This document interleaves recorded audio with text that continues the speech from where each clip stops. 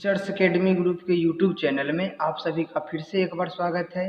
Guys, आज हम बात करने वाले हैं आप लोगों के लिए जो शिक्षक हस्त पुस्तिका तैयार किया गया है, शिक्षण व्यवस्था में जो कमियां हैं उनको दूर करने के लिए। तो यह जो मॉड्यूल तैयार किया गया है, तो आज हम लोग पढ़ने वाले हैं ध्यानाकर्षण के बारे में। इससे पहले के सेशन में हम लोगों ने गाइज पढ़ लिया था आधारशिला के बारे में। तो गाइज, हम आप लोगों को बता देना चाह रहे हैं कि यह हस्त पुस्तिका शिक्षक हस्त पुस्तिका अध्ययन करना शिक्षकों के लिए क्यों आवश्यक है।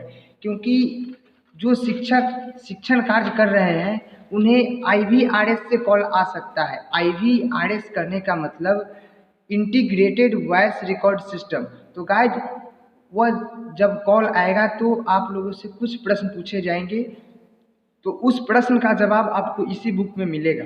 तो गाइज, इस सेशन को हम लोग स्टार्ट करने से पहले आप लोगों से एक बार कह देते हैं कि आप लोग अगर चैनल पे नए हैं तो चैनल को सब्सक्राइब कर लीजिए और अगली वीडियो पाने के लिए यानी अगले वीडियो का नोटिफिकेशन पाने के लिए बेल आइकन को प्रेस कर लीजिए। तो गाइज, चलिए अब हम चलते हैं आज का जो मॉड्यूल है उसका भाग 1 ध्यानाकर्षण।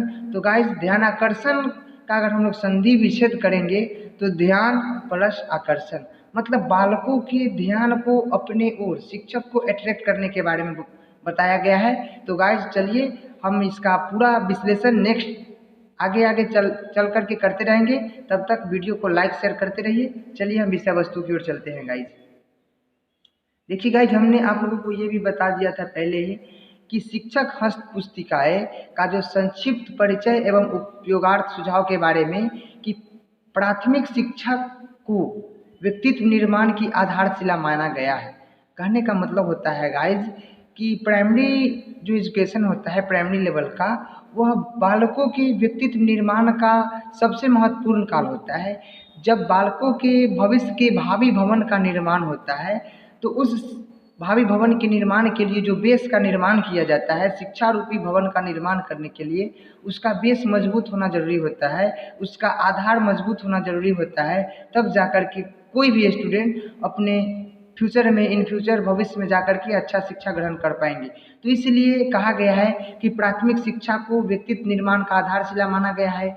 मतलब प्राइमरी लेवल का जैसा एजुकेशन मिलेगा आगे चल करके फ्यूचर में स्टूडेंट्स का वैसा ही पर्सनालिटी वैसा ही व्यक्तित्व आप सभी को देखने को मिलेगा। तो गाइज, इसका यही बात इसमें दिया गया है। और एक बात ये भी कहा गया है कि यह जो ध्यानाकर्षण आधारशिला और शिक्षण संग्रह जो यह मॉड्यूल तैयार किया गया है, 3 हस्त पुस्तिका तैयार किया गया है, ये दोनों एक दूसरे के पूरक है। तो गाइज, आधारशिला का तो फर्स्ट पार्ट हम लोग पढ़ चुके थे, तो सेकेंड पार्ट हम लोग नेक्स्ट वीडियो में पढ़ेंगे, लेकिन आज हम ध्यानाकर्षण का फर्स्ट पार्ट पढ़ने वाले हैं। तो चलिए गाइज, अब हम विषय वस्तु की ओर चलते हैं। देखिए गाइज, आप लोगों को इसमें क्या कहा गया है, यूपी यानी उत्तर प्रदेश के माननीय मुख्यमंत्री योगी आदित्यनाथ जी भी बोले हैं कि शिक्षा हमारे देश व समाज की भविष्योन्मुखी निवेश है। निःशुल्क एवं अनिवार्य शिक्षा अधिकार अधिनियम 2009 राइट टू एजुकेशन एक्ट 2009 के अंतर्गत 6 से 14 वर्ष के सभी बच्चों को गुणवत्ता युक्त प्रारंभिक शिक्षा उपलब्ध कराना हमारी संवैधानिक प्रतिबद्धता है। कहने का मतलब हुआ गाइज कि राइट टू एजुकेशन एक्ट के तहत 6 से 14 वर्ष के बालकों को अनिवार्य रूप से निःशुल्क शिक्षा उपलब्ध कराना हमारा संवैधानिक प्रावधान है, यानी संविधान में दिया गया है। तो गाइज, ये हम भी पीछे के सेशन में कर चुके हैं। चलिए एकदम नेक्स्ट हम लोग चलेंगे विषय वस्तु की ओर। देखिए, ये सभी में वही बात दिया गया है, निःशुल्क शिक्षा के बारे में ही दिया गया है। तो हम लोग का जो आज सेशन होगा गाइज, वह होगा ध्यानाकर्षण के बारे में। तो गाइज, ध्यानाकर्षण जो है इस मॉड्यूल का पार्ट 1 है। तो आज के सेशन में हम लोग क्या क्या पढ़ने वाले हैं गाइज, इसको हम लोग हेडलाइन कर लेते हैं। देख लीजिए क्या पढ़ेंगे, ध्यानाकर्षण अधिगम आधारित शिक्षण। गाइज, ध्यानाकर्षण करने का मतलब होता है उपचारात्मक शिक्षण से। जैसे एक होता है आकलन, एक होता है मूल्यांकन, तो उसी प्रकार से ध्यानाकर्षण होता है आप लोगों का मूल्यांकन जैसा। और ध्यानाकर्षण में क्या किया जाता है कि बालकों की कमियों को दूर करने के लिए उसको अट्रैक्ट किया जाता है, शिक्षण विधियों में परिवर्तन किया जाता है। तो हम लोग क्या पढ़ेंगे, ध्यानाकर्षण की आवश्यकता, उसका क्या उद्देश्य है, बच्चों में अपेक्षित संप्राप्ति न होने के क्या कारण है, इस संप्राप्ति को प्राप्त होने के जो कारण है उसको दूर करके अपेक्षानुरूप बच्चों से संप्राप्ति यानी फीडबैक लिया जा सके, इसके बारे में जानेंगे। तो गाइस चलिए नेक्स्ट चलते हैं हम लोग।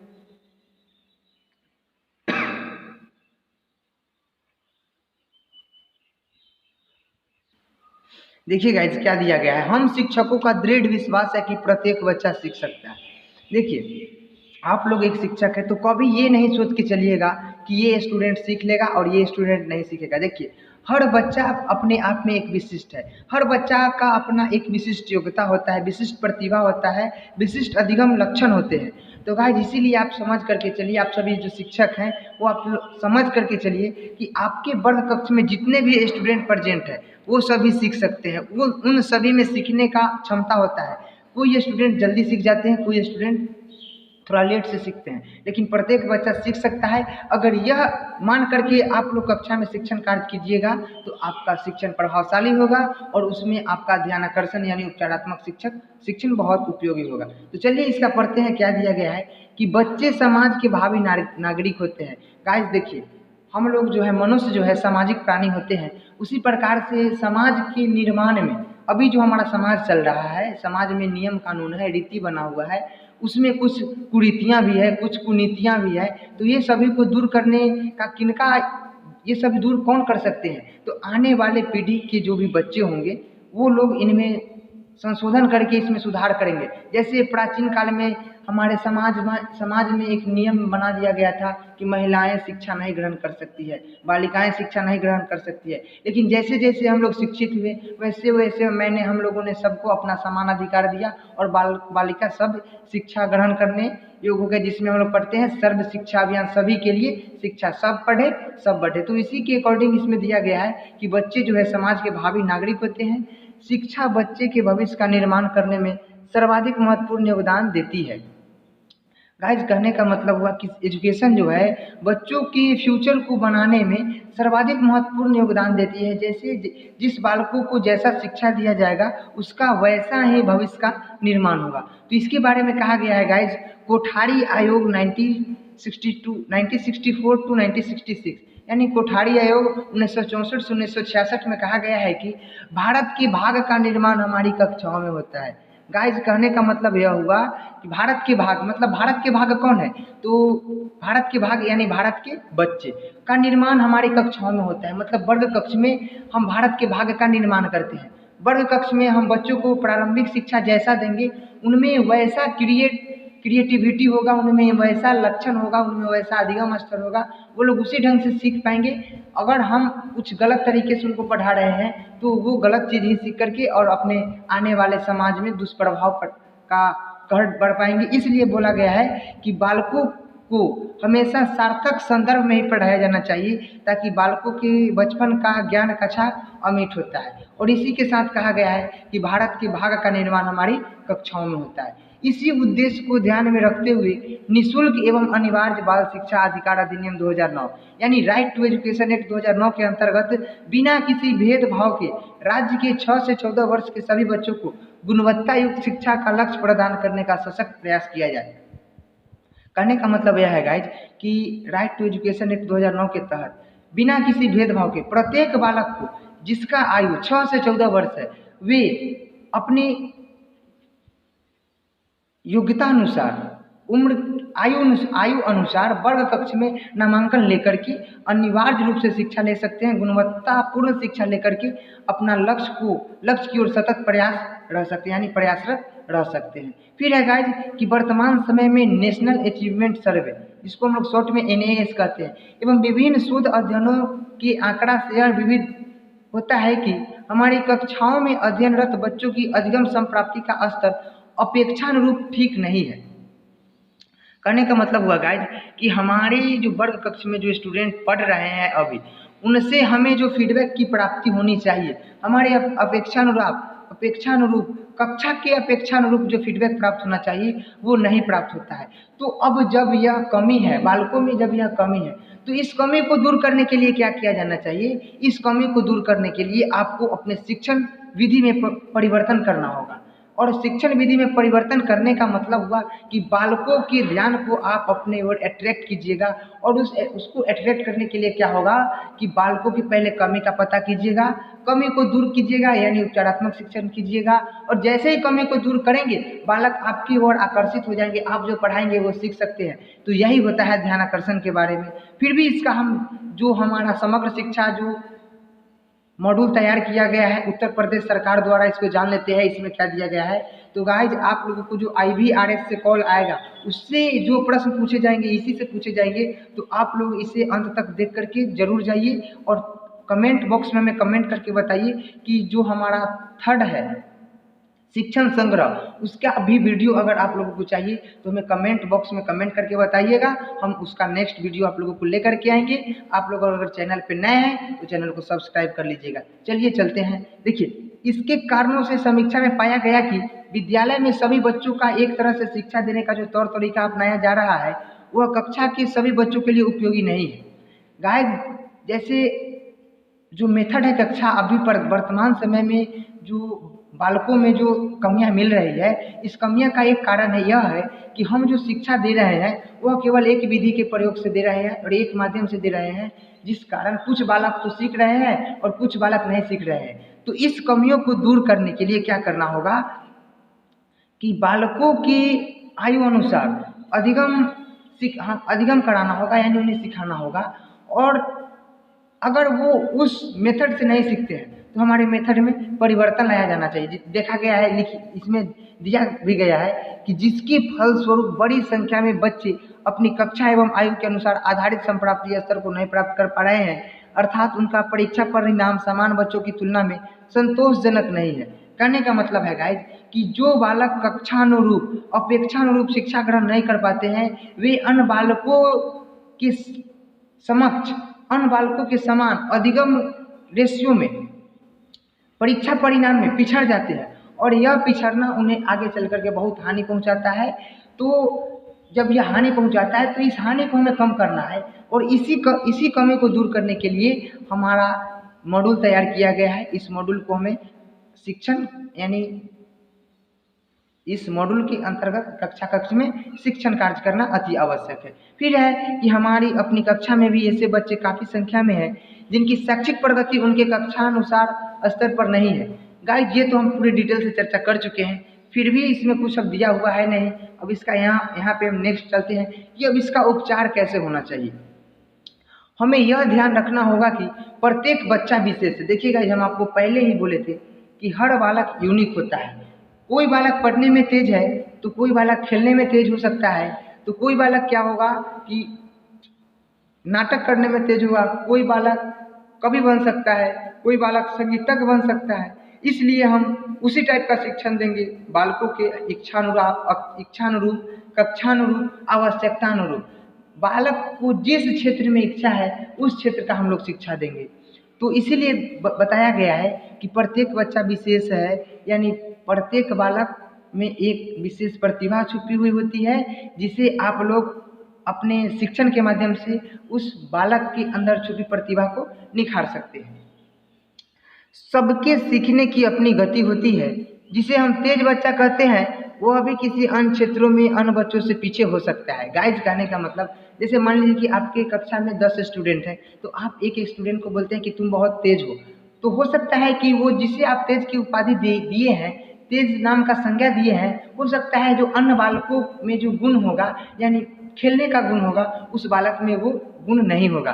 तो वही इसीलिए कहा गया है कि अन्य क्षेत्र में बच्चे से पीछे हो सकता है।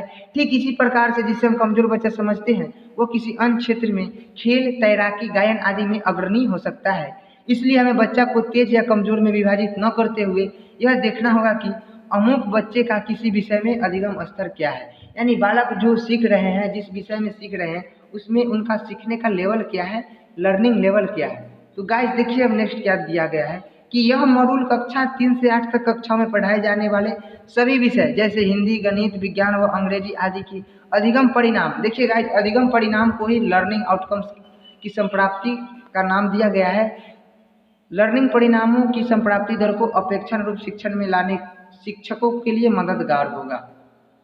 चलिए गाइस, अब हम पढ़ेंगे ध्यान आकर्षण अधिगम आधारित शिक्षण। कहने का मतलब यह हुआ गाइज इसका कि ध्यान आकर्षण यानी उपचारात्मक शिक्षण करके जब आप अधिगम कीजिएगा तो आप क्या क्या कीजिएगा वर्ग कक्ष में। आइए इसको हम डिटेल से पढ़ते हैं क्या दिया गया है। किसी भी कक्षा में कुछ बच्चे अपनी कक्षा एवं आयु के अनुसार अधिगम संप्राप्ति अर्थात परीक्षा तुलनात्मक रूप से कम अंक प्राप्त करते हैं तथा उनका परीक्षा परिणाम भी सामान्य बच्चों की तुलना में संतोषजनक नहीं है। मतलब एक जो एवरेज होना चाहिए जनरल स्टूडेंट की तरह जो उनका परीक्षा परिणाम होना चाहिए वो उनका नहीं होता है। जब हम तुलना करते हैं बालकों में तो हमें प्राप्त होता है मूल्यांकन के द्वारा कि कुछ बालक ऐसे हैं जो अपने लेवल से भी कम सीखे हुए हैं। तो प्रायः देखा गया है कि शिक्षक द्वारा उन विभिन्न शैक्षणिक प्रयासों के बावजूद बच्चों में भाषा कौशल को ग्रहण करने में कठिनाई हो रही है। उदाहरण स्वरूप लिखने में वर्तनी की अशुद्धियाँ, वर्णों शब्दों को पहचानने में कठिनाई तथा उच्चारण में काफ़ी अशुद्धियाँ देखी गई है। इसके अलावा बच्चों में भाषा ज्ञान के बावजूद बोलने व बातचीत में झिझक महसूस करने जैसी समस्या देखी गई है। इस प्रकार गणित विषय में अंकों व चिन्हों की पहचान, संख्या के आरोही व अवरोही क्रम को समझने, संख्या के आरोही अवरोही मतलब घटते क्रम और बढ़ते क्रम, उसके बाद जोड़ घटाव गुणा भाग यानी गणितीय संक्रिया तथा अधूरी गणित को पूरा करना जैसी गणितीय क्रियाओं में या तो वे अशुद्धियाँ करते हैं या समझ नहीं पाते हैं। यही हाल लगभग अन्य विषयों में भी होता है। कहने का मतलब हुआ यह गाइस कि आप जब वर्ग कक्ष में गणित का शिक्षण कर रहे होते हैं तो कुछ बालक आरोही अवरोही का कंसेप्ट नहीं समझते हैं, कुछ बालक जोड़ घटाव गुणा भाग का कंसेप्ट नहीं समझते हैं, कुछ बालक गिनती की कंसेप्ट नहीं समझते हैं और कुछ बालक सीख करके उनमें कुछ अशुद्धियाँ करते रहते हैं। तो यही टाइप का अशुद्धि जो गणित में करते हैं यह अन्य विषय में भी कर सकते हैं, जैसे हिंदी में भाषा सीखने में, व्याकरण सीखने में, गणित, उसके बाद आ गया ईवीएस में, इंग्लिश में, ये सभी जो विषय है कुछ कुछ गलतियाँ होते रहती है। फिर है गाइस, क्या कोई ऐसा तरीका है जिससे शैक्षिक तौर पर पिछड़ रहे बच्चे हमारे विद्यालय में निराश न हो और उनमें पुनः आत्मविश्वास की जागृति हो और वे परीक्षा में अच्छे अंक प्राप्त कर सके। गाइस, इसमें आपका कहने का मतलब हुआ कि यह जो बालक जो शिक्षण अधिगम प्रक्रिया में जो पिछड़े हुए हैं, तो क्या कोई एक ऐसी विधि है जिस विधि के द्वारा बालकों का पिछड़ापन को दूर किया जा सके? तो जवाब आता है हाँ, कुछ ऐसी विधियां हैं जिससे बालकों के पिछड़ापन को दूर किया जा सकता है। तो वर्तमान शिक्षा में ध्यान आकर्षण तकनीकी को अंगीकृत अपनाकर 100% गुणवत्तापूर्ण शिक्षा के लक्ष्य को प्राप्त किया जा सकता है। तो गुणवत्तापूर्ण लक्ष्य को प्राप्त करने के लिए आपको क्या करना होगा? बाल केंद्रित शिक्षा अपनाना होगा, समावेशी शिक्षा अपनाना होगा, अपने शिक्षण विधियों में परिवर्तन लाना होगा। विषय वस्तु को पढ़ाने से पहले पूर्व विषय के बारे में जानकारी लेनी चाहिए कि आप जो विषय वस्तु पढ़ा रहे हैं उसके बारे में बालकों को पूर्व ज्ञान है या नहीं। ठीक है, अब चलेंगे गाइस ध्यानाकर्षण शिक्षण के प्रमुख उद्देश्य, यानी आप जो ध्यानाकर्षण शिक्षण कर रहे हैं उसका क्या उद्देश्य है, उसका उद्देश्य की पूर्ति हो रही है या नहीं हो रही। तो इसके बारे में आइए जानते हैं हम लोग गाइस। वीडियो को लाइक शेयर कीजिएगा गाइस, चैनल पे नए हो तो सब्सक्राइब कर लीजिएगा, क्योंकि IVRS से जो कॉल आएगी यानी इंटीग्रेटेड वॉइस रिकॉर्ड सिस्टम के द्वारा जो आपकी परीक्षा लिया जाएगा उसमें जो प्रश्न पूछा जाएगा 100% इससे पूछा जाएगा।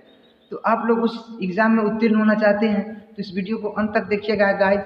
थोड़ा सेशन लंबा हो सकता है, इसके लिए कोई टेंशन लेने की बात नहीं है, क्योंकि हम पूरी डिटेल के साथ पढ़ा रहे हैं। अगर डायरेक्ट रटवाना होता तो डायरेक्ट आपको हम PDF प्रोवाइड करा देते। ठीक है, चलिए चलते हैं हम लोग। क्या है, उन बच्चों की मदद करना जिन्हें कक्षा शिक्षण के दौरान अपनी कक्षा के स्तर के अनुरूप अवधारणाओं एवं कौशलों को सीखने में परेशानी होती है। मतलब मान लीजिए कि आप कक्षा 1 में शिक्षण कर रहे हैं, जोड़ की कंसेप्ट समझा रहे हैं, जोड़ की अवधारणा समझा रहे हैं, तो उसमें जो जोड़ने की कौशल में जो उनकी कठिनाइयाँ हो रहा है उस कठिनाइयों को पहचान करके उनको दूर करना होगा। और उनके कठिनाई के परिणाम क्या निकलेगा कि परीक्षा में तुलनात्मक रूप से अच्छा प्रदर्शन नहीं कर पाते हैं। बच्चों द्वारा कक्षा अनुरूप अधिगम स्तर प्राप्त न कर पाने से कई कारण होते हैं, जैसे पारिवारिक, शैक्षिक स्थिति व वातावरण, आर्थिक स्थिति, शारीरिक या मानसिक रूप से विशेष स्थिति, बच्चों के अनुरूप शिक्षा न होना, अध्यापक का व्यवहार आदि। कहने का मतलब हुआ गाइस कि बालकों के अनुरूप शिक्षा नहीं होना चाहिए। शिक्षा नहीं होगा तो ध्यानाकर्षण का उद्देश्य की पूर्ति नहीं हो पाएगा। शिक्षकों का कठोर रवैया होता है, जैसे रिजिड बिहेवियर ऑफ टीचर, और बाल केंद्रित शिक्षा को न अपनाना, तो ये सभी के द्वारा बालकों को सीखने में कठिनाइयों का सामना करना होता है। प्रायः देखा गया है कि बच्चे शिक्षक के कठोर व्यवहार के कारण कक्षा में हो रहे पठन पाठन में रुचि नहीं लेते, वे डरे सहमे रहते हैं, अध्यापकों के व्यवहार में बच्चों के प्रति सहानुभूति न होने के कारण बच्चे अपनी समस्याएं व जिज्ञासाएं व्यक्त नहीं कर पाते। पाठ न समझने पर भी समझ लेने की बात कह देते हैं। कहने का मतलब हुआ गाइस कि वर्ग कक्ष में अगर शिक्षक कठोर व्यवहार प्रदर्शित करेगा तो बालक पठन पाठन में रुचि नहीं लेगा, हमेशा डरे उत्साह में रहेगा। और क्या होगा कि कोई कॉन्सेप्ट किसी चीज़ का अवधारणा अगर बालक नहीं भी समझा है तो वह डर के मारे बोलेगा कि हम समझ चुके हैं। तो ये सभी जो बालक करेगा उससे क्या होगा कि वो सीखने में अधिगम में हमेशा पिछड़ता जाएगा और पिछड़ते पिछड़ते उनका क्या होगा कि एग्जाम में कम अंक आएगा, दूसरे की तुलना में उनका प्रदर्शन भी बहुत खराब होगा। फिर है शिक्षक की उदासीनता एवं उसके कठोर व्यवहार के कारण बच्चे को विषयगत लर्निंग आउटकम प्राप्त नहीं हो पाते। मतलब सब्जेक्ट वाइज जो उनका फीडबैक होना चाहिए, अंक आना चाहिए, परीक्षा परिणाम होना चाहिए, वो प्राप्त नहीं हो पाते हैं। अध्यापकों के तिरस्कारपूर्ण व्यवहार, पारिवारिक कलह, ज्ञानेंद्रियां विकारों, अभिभावकों की शैक्षिक परिस्थिति आदि कारणों के फलस्वरूप बच्चे सीखने में पिछड़ जाते हैं। देखिएगा, अगर आप लोगों से प्रश्न पूछे कि बालक सीखने में पिछड़ जाते हैं, इसका क्या कारण है, तो अध्यापकों के तिरस्कारपूर्ण व्यवहार, पारिवारिक कलह, ज्ञानेंद्रिय विकार, अभिभावक की शैक्षिक परिस्थिति इत्यादि। कहने का मतलब हुआ गाइज कि अध्यापक अगर बालकों को तिरस्कार करेंगे, बालकों के सामने तिरस्कारपूर्ण व्यवहार करेंगे तो बालक उनसे कुछ सीख नहीं पाएगा। उसके बाद सेकेंड है पारिवारिक कलह। पारिवारिक कलह में भी बालकों को शिक्षा ग्रहण करने में, शिक्षण सीखने में कठिनाई का सामना करना होता है। फिर ज्ञानेंद्रियों विकार, यानी सेंस ऑर्गन में कोई विकार है, कुछ डिसेबिलिटी है, जैसे श्रवण शक्ति कमजोर है, दृश्य शक्ति कमजोर है, तो इससे बालकों को सीखने में कठिनाइयों का सामना करना होता है। खास करके तो ब्रेल लिपि के माध्यम से शिक्षा दिया जाता है, बट जनरल स्टूडेंट की तरह उन्हें सीखने में कठिनाइयों का सामना करना होता है। तो ये सभी जो है बालकों को पिछड़ने का प्रमुख कारण है। फिर है ऐसी स्थिति में शिक्षक अपने कक्षा शिक्षण में बच्चों की शैक्षिक संप्राप्ति स्तर को कमी को दूर करने तथा उन्हें कक्षानुरूप लाने के लिए निम्नांकित बिंदुओं पर ध्यान केंद्रित कर अपनी शिक्षण योजना बनाते हैं। गाइस, जो स्टूडेंट में कमियां होती है उस कमियों को दूर करने के लिए शिक्षक निम्नलिखित गतिविधियां अपनाते हैं। तो फर्स्ट है पाठ्यक्रम और पाठ्य पुस्तकों पर आधारित प्रत्येक कक्षा यानी कक्षा 3 से 8 तक के सभी विषयों, प्रमुखतः हिंदी, गणित, विज्ञान व अंग्रेजी से संबंधित लर्निंग आउटकम को लक्ष्य बनाकर शिक्षण कार्य किया जाए। जैसे गाइस जो हम पढ़ा रहे हैं तो उस विषय वस्तु के लिए एक लक्ष्य तैयार किया जाए, उस लक्ष्य को प्राप्ति के लिए बालकों को हम सब शिक्षा देंगे तो बालक उस लक्ष्य तक पहुंचने के लिए अच्छे ढंग से सीखेंगे और बालकों को सीखने में रुचि भी उत्पन्न होगी। फिर सेकेंड है पठन पाठन के दौरान कक्षा के सभी विषयों का सतत अवलोकन करते हुए उनकी कठिनाइयों का आकलन करना आवश्यक होगा तथा इससे सभी बच्चों का ध्यान आकर्षण की संभावना प्रबल होगी। यानी पठन के दौरान कक्षा में सभी विद्यार्थियों का आप लोग सतत अवलोकन करते रहिए, उनकी कमियों को पता लगाइए, उनके कठिनाइयों का पता लगाइए और उनके कठिनाइयों को दूर करके बालकों को शिक्षण कीजिए। जिससे क्या होगा, बच्चों पर ध्यान आकर्षण की संभावना प्रबलन होगी। यानी बालक अपने आप खुद आपके विषय वस्तु की ओर, आपके पढ़ाने की ओर अट्रैक्ट हो जाएंगे, यानी ध्यान आकर्षित हो जाएंगे। फिर है थर्ड है कक्षा शिक्षण के दौरान बच्चों को ध्यान पूर्वक सुने, उनकी भावनात्मक विकास के लिए उनके अच्छे कार्य की सराहना आवश्यक होगी। तो ये भी समझ गए गाइस कि ध्यान बालक जो वर्ग कक्ष में जो भी बात बोलते हैं उन्हें शिक्षकों को ध्यान पूर्वक सुनना चाहिए, उनके भावनात्मक विकास के लिए उनके अच्छे कार्यों की सराहना करनी चाहिए। मतलब जो बालक कार्य करके लाए हैं उसे आप लोगों को सराहना करना पड़ेगा, या यह नहीं करना है कि आप अपने जो करके लाया वो गलत है। उन्हें ये कह सकते हैं कि जो आप किए हैं उनमें अगर ऐसे करते तो और अच्छा होता है, इस प्रकार से उन्हें सुधारा जा सकता है, यानी प्रकृतिवादी रूल से। फिर है फोर्थ ध्यान आकर्षण की शुरुआत सत्र के प्रारंभ में ही बच्चों की कठिनाइयां स्तर के अनुसार योजना बनाकर वो आवश्यक तैयारी करके करनी होगी। कहने का मतलब हुआ गाइस कि ध्यान आकर्षण की शुरुआत यानी पढ़ाने के लिए जब उपचारात्मक शिक्षण का शुरुआत कीजिएगा तो प्रारंभ में ही बच्चों की कठिनाइयां स्तर के अनुसार योजना बनाकर आवश्यक तैयारी करके करनी होगी। साथ ही बच्चों की संप्राप्ति को समझने के लिए आवश्यक आकलन उपकरणों की व्यवस्था भी करनी होगी। मतलब आकलन के लिए क्या क्या व्यवस्था कीजिएगा गाइस, आप प्रश्नोत्तरी करवा सकते हैं, क्विज करवा सकते हैं, परीक्षा ले सकते हैं, बालकों से ओरल कुछ पूछ सकते हैं। तो ये सभी बालकों के सीखने की गति का पता चलेगा और उसके कमियों को दूर करने के लिए ध्यान आकर्षण शिक्षण ध्यानाकर्षण हस्त पुस्तिका जो मॉड्यूल है उसका यूज कीजिएगा। तो गाइस चलिए आज के सेशन का लास्ट उसको हम पढ़ते हैं कि बच्चों में अपेक्षित संप्राप्ति न होने के प्रमुख कारण क्या है। सीटेट बोल रहे हैं, आप लोगों को जो IBRS से कॉल आएगी उसमें पूछा जाएगा कि बच्चों में अपेक्षित संप्राप्ति न होने के प्रमुख कारण क्या है। फर्स्ट है हमारा गाइस कलहपूर्ण पारिवारिक वातावरण, यानी कलहपूर्ण, जहाँ पे शांति का माहौल नहीं होगा वहाँ पे बालकों को शिक्षा ग्रहण करने में कठिनाइयों का सामना करना होगा। ज्ञानेंद्रियों में आंशिक विकार, यानी ज्ञानेंद्रियों में अगर कोई डिसेबिलिटी है, कोई विकार है, कोई प्रॉब्लम है तो वो भी अपेक्षानुरूप बालक संप्राप्ति नहीं कर पाएंगे। अध्यापक का कठोर व्यवहार, यानी बालक के सामने अध्यापक कठोर रवैया अपनाता है तो उससे भी बालक सीखने की गति के अनुसार नहीं सीख पाएगा और वो हमेशा दबे हुए अपने आप को महसूस करेगा, जिसके कारण वो शिक्षण अधिगम प्रक्रिया में सब बालकों के अपेक्षा अनुरूप पिछड़ सकता है। फोर्थ है माता पिता का शैक्षिक स्थिति। हो सकता है कि किसी फैमिली में बालक पढ़ रहा है, माता पिता ज़्यादा एजुकेटेड नहीं है तो वो शिक्षा से ज़्यादा अपने काम को महत्व देते हैं, इसकी वजह से भी बच्चों में अपेक्षित संप्राप्ति न होने का प्रमुख कारण है। तो गाइज आज का सेशन खत्म होता है, लेकिन खत्म होने से पहले हम आप लोगों को बता देते हैं नेक्स्ट सेशन में हम लोग पढ़ेंगे वॉल्यूम 2 भाग 2। तो इस भाग 2 में हम लोग क्या क्या पढ़ेंगे गाइज आप लोग देख लीजिए।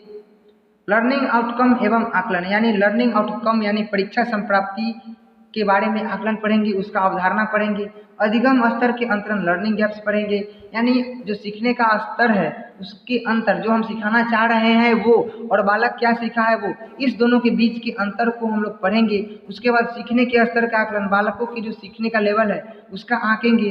बच्चों को चिन्हांकित करेंगे, पहचानेंगे कि किस स्टूडेंट में कैसी प्रतिभा है, किस स्टूडेंट में सीखने की गति कमी है, किस स्टूडेंट में कैसा शैक्षणिक विधि को अपना करके शिक्षा दिया जाए, इसके बारे में। फिर है आधारभूत शिविर के बारे में जानेंगे। तो गाइज वीडियो को खत्म करने से पहले हम आप लोगों को बता देते हैं कि अगर चैनल पे नए हैं तो चैनल को सब्सक्राइब कर लीजिए और वीडियो को अंत तक देखने के लिए धन्यवाद।